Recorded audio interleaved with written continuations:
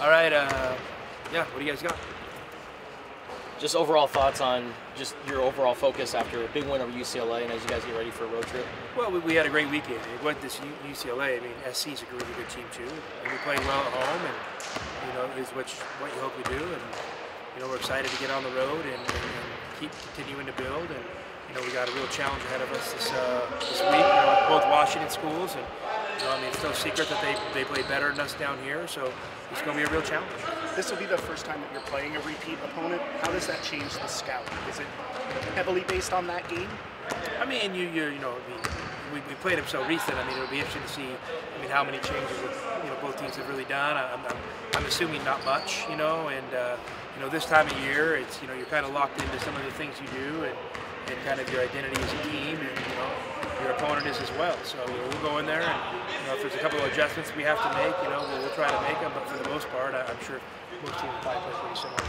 How do you feel, coach, that'll bring out that last game in terms of motivation or any of that? Well, I mean, for sure. I think I don't think you're always looking for extra motivation, but I mean, I'm bringing it up more from a tactical standpoint that you got your ass kicked. I mean, there's no other way to put it. I mean, there's no reason not to talk about it, and I don't.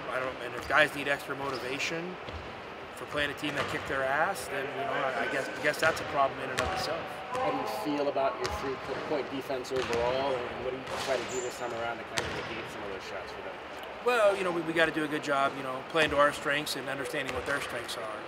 And obviously they're a great three-point shooting team that really values that, and they have great shooters. And, which is to take away those threes is easier said than done. Because Gay, their inside guy is also a pretty good player as well. And Mbamba is a really good downhill driver. So they present a lot of problems. And we're going to go in and hopefully play much better and much tougher than we did last time around. What stood out to you about Mohamed Gay the last time you guys played against him? I mean, I know he's really talented, and just he just was really engaged in the game, and I thought he was really opportunistic with some of the plays he made. Whether it's a jump shot or a corner three or a drive to the basket or a cut to the basket or catching a lob on an alley-oop or offensive rebounding, he just impacted the game in a lot of areas. 2 games in of using more of this small ball lineup, how do you think it's gone, and do you feel that it can be the regular thing now? Well, I mean, we're 2-0, and so obviously you're probably feeling that it went okay. We're still going to play, our big lineup. And, I love having 2 bigs out there, but we're also going to be mindful of developing that smaller lineup and making sure that it can function at a high level out there. Because I feel really good when it's out on the floor. When you look at the minutes from Dylan and Henry or Lockout this past week, do you sit them down and talk to them and say, look, this is kind of where we're at? I mean, I think they both know that this is a development year, and that I've also told them, that at some point I wish somebody would step up and kind of take that role over, because I do think we need an 8th or 9th guy, and it's not that I'm closed-minded to that, but as you get further into these seasons and these games get a little bit tougher, sometimes when a young player hasn't played so much, it's not really fair to throw them into the fire, because there is going to be some struggle. So I'm mindful of both those things, and I wish it was a situation where everybody could play more, but unfortunately it's just not the reality of our current situation. Boswell had that one fast break opportunity in the first half where he kind of got to the 3-point line and hesitated. What do you want him to do in that situation? Which game are you talking about? Against UCLA. I mean, I would have to see the clip. Kylan's really coming along, and he's far from perfect, and he's far from a finished product. So I want him to be aggressive, but I also want him to understand he's got to be mindful that he's the point guard, and he needs to kind of control the game and control the decision making when he's on the floor. I think this was a good opportunity for Pella to kind of play loose, play free out there. He seemed a lot more fluid than past games coming off the bench. Yeah, I mean, sometimes giving somebody a kind of a fresh start or coming from a different perspective helps them. And, I mean, you guys know Pella's a really good player, and I think he's played pretty well. I just think it's one of those deals. Expectations are really, really high for him. And I've said all along, I think he's a little bit of a slow starter and a strong finisher, and hopefully we're seeing that uptick now. You guys haven't lost with Cedric in the starting lineup. What works just about that rotation with him and Pella? Only played a few games, and probably all of them have been at home. So that's usually a winning formula for a lot of guys. You might be able to start you some of those games and win some games at home. I don't know. I mean, I really haven't thought about it too much more.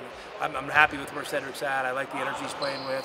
I like the confidence he plays with. I love coaching him, and you know, I'm looking forward to him having a strong finish of the season. Coach, bringing in Shimmy as a graduate assistant, what has that done for the locker room?